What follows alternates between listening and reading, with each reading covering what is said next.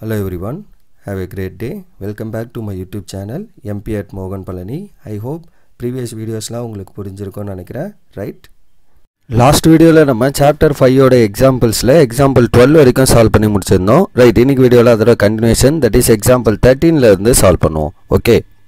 So இப்போ example 13 என்ன அப்படின்னு பாருங்கள். So 13th question, discuss the continuity of the function f is given by. So again continuity மட்டும்தான் கேட்குறாங்க.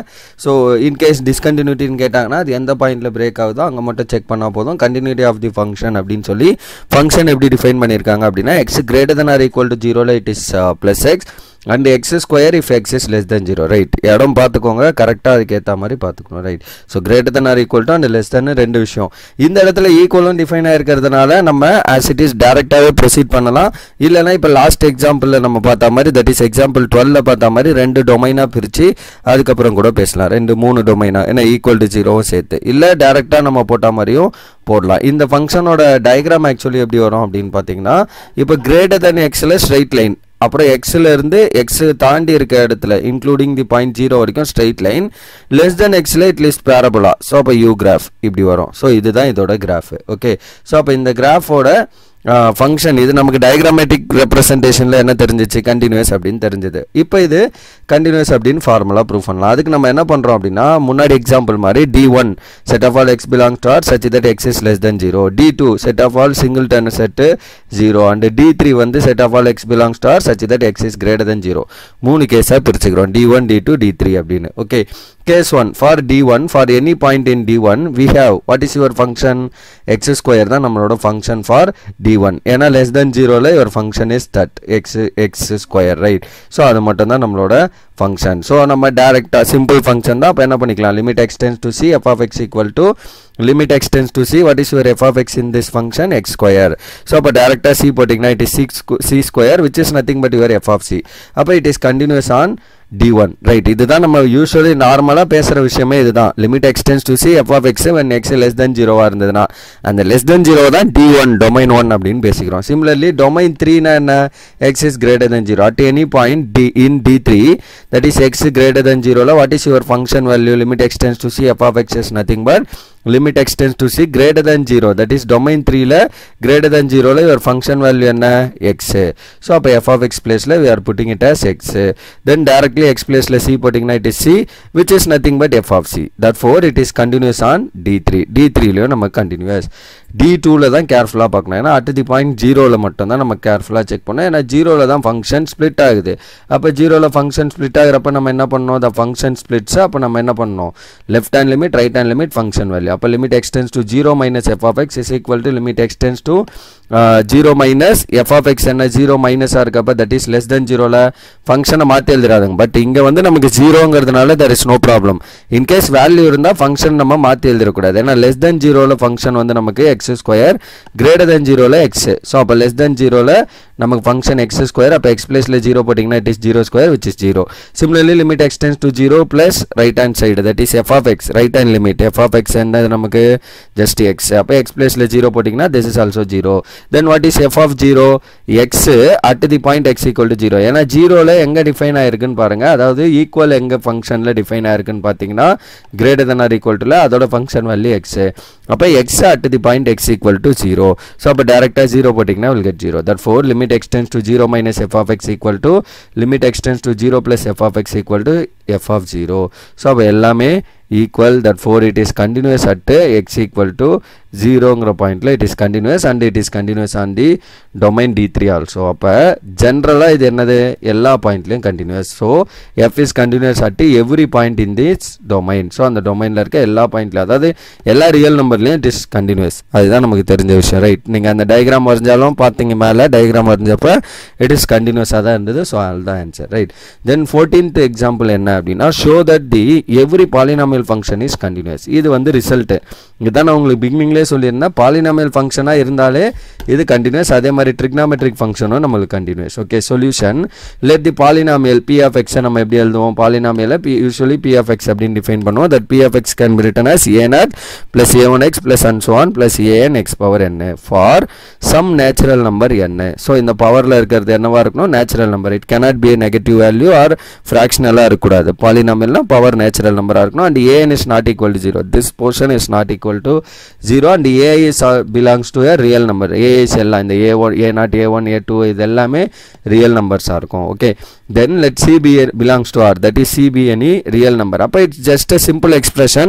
அப்போ direct form limit extends to c f of x equal to f of c. f of x க்கு பதில் நமக்கு இங்கே என்ன இருக்குது, p of x ன்னு எடுத்துருக்கோம் பாலினாமியல். அப்போ limit extends to c p of x equal to p of c அப்படிங்கிறது செக் பண்ணிங்கன்னா it is continuous. டெஃபினட்டாக இது ட்ரூவாக இருக்கும். ஏன் இப்போ நான் இங்கே எக்ஸுக்கு பதிலாக c போட்டிங்க, லிமிட்டுக்கு எக்ஸ் எங்கெல்லாம் இருக்கோ அங்கெல்லாம் c போட்டிங்கன்னா a0 a1c plus a2 c square plus and so on an c power n ன்னு வரும், which is nothing but your p of c. So ரெண்டுமே சேம். அப்போ p is continuous at the point c வந்து நம்ம ரேண்டமாக ஒரு real நம்பர்னு எடுத்தோம். அப்போ இது கண்டினியூஸாக இருக்கிறதால it is every polynomial functions வந்து நமக்கு என்னவாக இருக்கும், கண்டினியூஸாக இருக்கும். இதுதான் இந்த result. Okay, so that's all for example 14. Example 15 வந்து நமக்கு கொஞ்சம் இம்பார்ட்டண்டான question.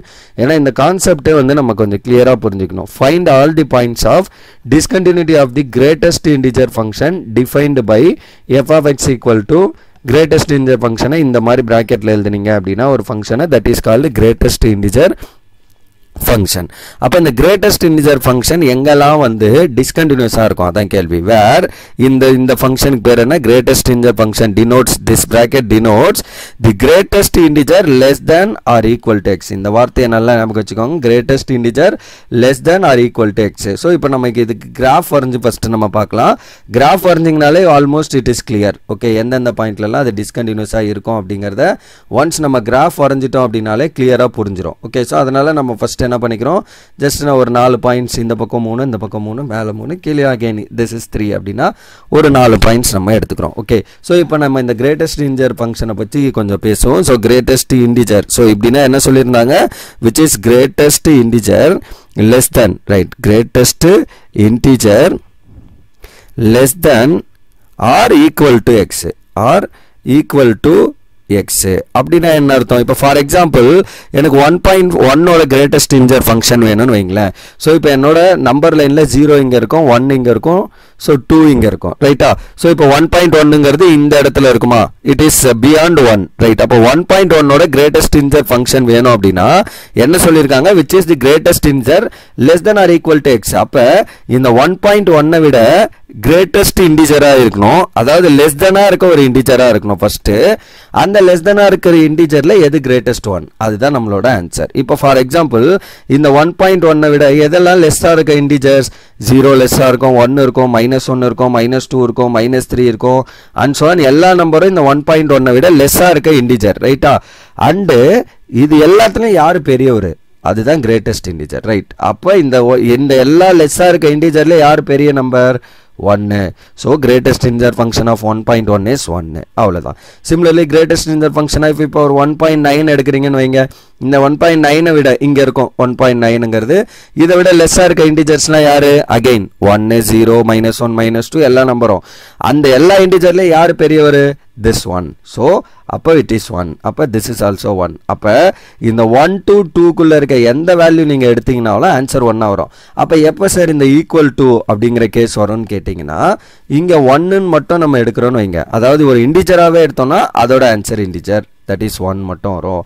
Greatest integer function of 2 எடுக்கிறீங்கன்னா அதோட ஆன்சர் 2, 3 எடுக்கிறீங்கன்னா அதோட ஆன்சர் 3. ஸோ இந்த மாதிரி நம்ம ஒரு கேஸ்க்கும் போட வேண்டியதான், ரைட். அவ்வளோதான், இது கிளியரா. ஸோ இப்போ இதை வந்து நம்ம டயக்ராமாக வரையலாம். இப்போ எப்போல்லாம் நமக்கு ஈக்குவல் வரும், இன்டிஜராகவே எடுத்திங்கன்னா அந்த இன்டிஜர் 1னா 1 வரும், 2னா 2 வரும், ஸோ -1னா -1 வரும். ஸோ இது வந்து ஈக்குவலில் இருக்கப்ப, இதே வந்து லெஸ் தேன் பாயிண்ட்ல டெசிமலில் வருதுன்னா அதெல்லாம் ஃப்ராக்ஷனாக மாற்றணும். இப்போ 1 பாயிண்ட்ல இருந்து இப்போ 0ல இருந்து என்ன ஆன்சர் வரும் எனக்கு அப்படின்னு கேட்டிங்கன்னா, ஸோ 0ல இருந்து நீங்கள் செக் பண்ணீங்க அப்படின்னா you will get again 0 to 1 வர வரைக்கும் உங்களுக்கு ஆன்சர் 0 தான், இன்க்ளூடிங் தி பாயிண்ட் 0. 0ல இருந்து 1 வர வரைக்கும் உங்களுக்கு ஆன்சர் 0 எக்ஸப்ட் தி பாயிண்ட் 1.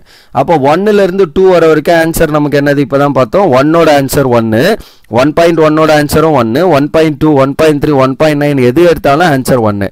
அப்போ 1ல இருந்து 2க்கு போகிற வரைக்கும் எனக்கு ஆன்சர் வந்து 1. அப்போ 2ல அகைன் ஒரு பிரேக்கு. ஸோ 2ஓட ஆன்சர் எனக்கு என்ன வரும், 2ல வரும். அப்போ 2ல இருந்து 3க்கு போகிற வரைக்கும் எனக்கு ஆன்சர் 2. ஸோ அப்போ இந்த 3ல இருந்து அகைன் இட் பிகம்ஸ் 3 to 4 போகிற வரைக்கும் it is a line. அந்த எண்டில் மட்டும் கேன்சல். சிமிலர்லி -1. ஸோ மைனஸில் நான் வரேன்னு வைங்களேன், இந்த இடத்துல இன்க்ளூட் ஆகாது, இப்படி வரும். மைனஸில் அப்படியே ஆப்போசிட் இந்த பக்கம் வரும். So this point included. இந்த ஓப்பனாக போட்டிங்கன்னா தட் இஸ் எக்ஸ்க்ளூடட். ஓப்பன் இல்லாமல் போடுறது, டார்க்காக போடுறது இன்க்ளூடட். அப்போ இங்கேருந்து இப்படி வந்து இந்த என் பாயிண்ட் இன்க்ளூடட். ஸோ இந்த மாதிரி வந்து நமக்கு என்ன வரும்? ஸோ போயிட்டே இருக்கும் இந்த ஃபங்க்ஷன் வந்து நமக்கு. இதுதான் வந்து கிரேட்டஸ்ட் இன்டிஜர் ஃபங்க்ஷனோட டயக்ராம். ஆக்சுவலி இதை வந்து ஸ்டெப்ஸ் ஃபங்க்ஷன் அப்படின்னு சொல்லுவாங்க. ஸ்டெப்ஸ் மாதிரி இருக்கும் பாருங்கள், படிக்கட் மாதிரி. இப்போ இதெல்லாம் நம்ம ஒரு டாட் லைன் வச்சு கவர் பண்ணோன்னு வைங்களேன், it seems like a steps, படிக்கட் மாதிரி இருக்கா? ஸோ இதுதான் ஆக்சுவல் டயக்ராம். இப்போ இன்னும் இதை நான் எப்படி ஞாபகம் வச்சுக்கலாம்? இப்போ நம்ம 1.1க்கு 1 இந்த விஷயம்லாம் பேசணும், ரைட்?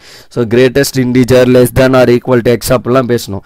எப்படி சிம்பிளாக ஞாபகம் வச்சுக்கலாம் அப்படின்னா, இப்போ எனக்கு 1.5க்கு வேணும்னு வைங்களேன், 1.5லேருந்து லெஃப்ட் சைடு போகிறோம், ஃபஸ்ட்டு எந்த இன்டிஜர் வருதோ அதுதான் ஆன்சர், அவ்வளோதான். அப்போ 1.5லேருந்து லெஃப்ட்டில் போனால் ஃபஸ்ட்டு என்ன வருது?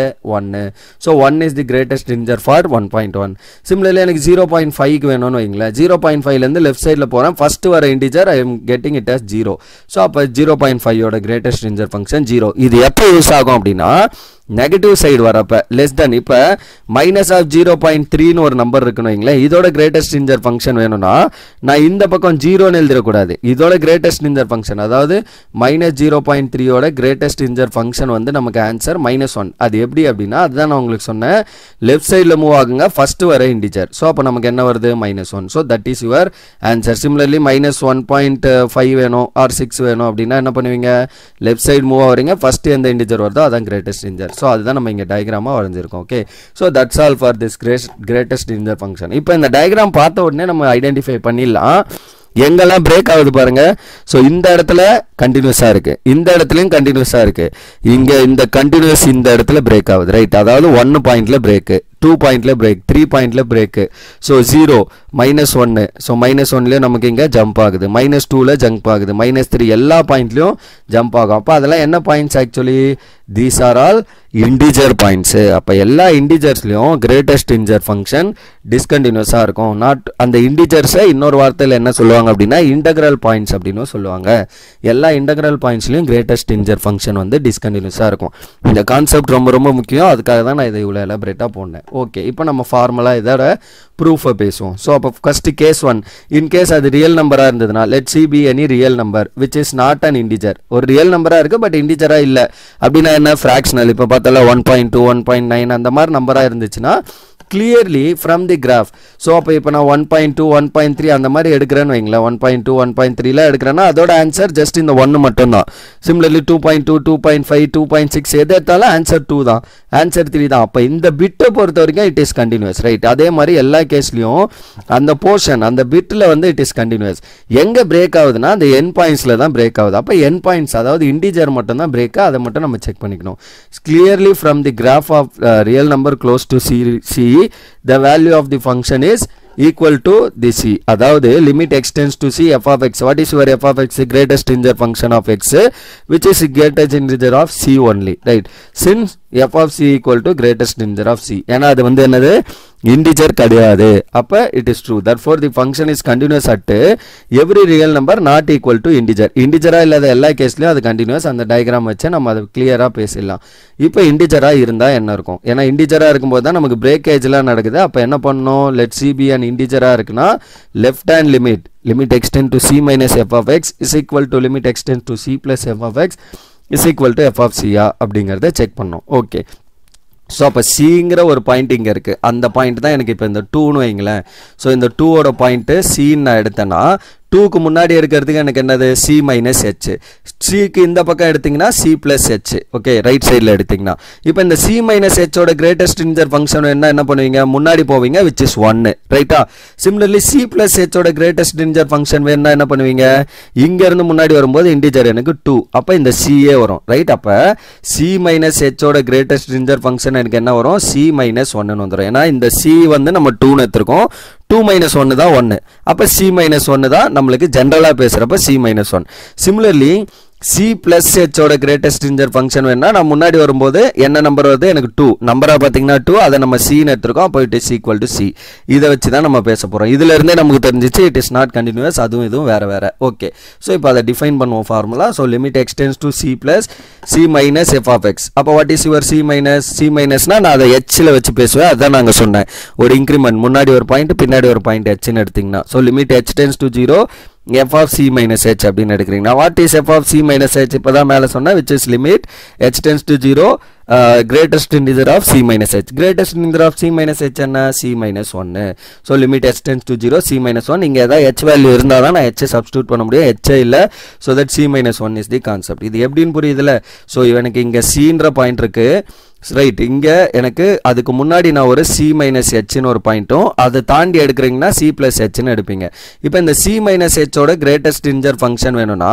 இதில இருந்து முன்னாடி போறப்ப வர இன்டிஜர் இப்போ இந்த C வந்து எனக்கு ஒரு 3 னா அதுக்கு முன்னாடி இருக்க இன்டிஜர் என்ன 2 இந்த 2 எப்படி வந்தது 3 ல இருந்து 3 minus 1 பண்ணீங்கன்னா 2 அப்ப இந்த பாயிண்ட் எனக்கு C னா முன்னாடி இன்டிஜர் எனக்கு என்னவா இருக்கும் C minus 1 அதுதான் நம்ம இங்க எழுதி இருக்கோம் சிமிலர்லி இப்ப C plus h க்கு நான் greatest integer function கண்டுபிடிக்கணும் அப்படினா இதில இருந்து நான் முன்னாடி வரணும் முன்னாடி வந்தா இந்த இன்டிஜர் C தான் எனக்கு வரும் அப்ப which is nothing but C so அதுதான் நம்மளோட ஆன்சர் அடுத்த கேஸ் ரைட் சோ அப்ப limit extends to that is right hand limit எடுக்கறோம் limit h tends to C plus f of x equal to limit h tends to 0 f of C plus h which is limit h tends to 0 C plus h then h க்கு 0 கொடுத்தீங்கன்னா it is that is in the greatest integer function நமக்கு என்னது just C தான் இப்போதான் மேல பேசினேன் therefore limit h tends to 0 C இங்க h value ஏதாவது இருந்தா தான் நான் h சப்ஸ்டிட்யூட் பண்ண முடியும் h இல்லாத பட்சத்துல that is your answer C therefore left hand limit is not equal to right hand limit therefore f is discontinuous at C at the point C so x வந்து என்னவா இருக்கு நமக்கு discontinuous இருக்கு C ங்கற பாயிண்ட்ல therefore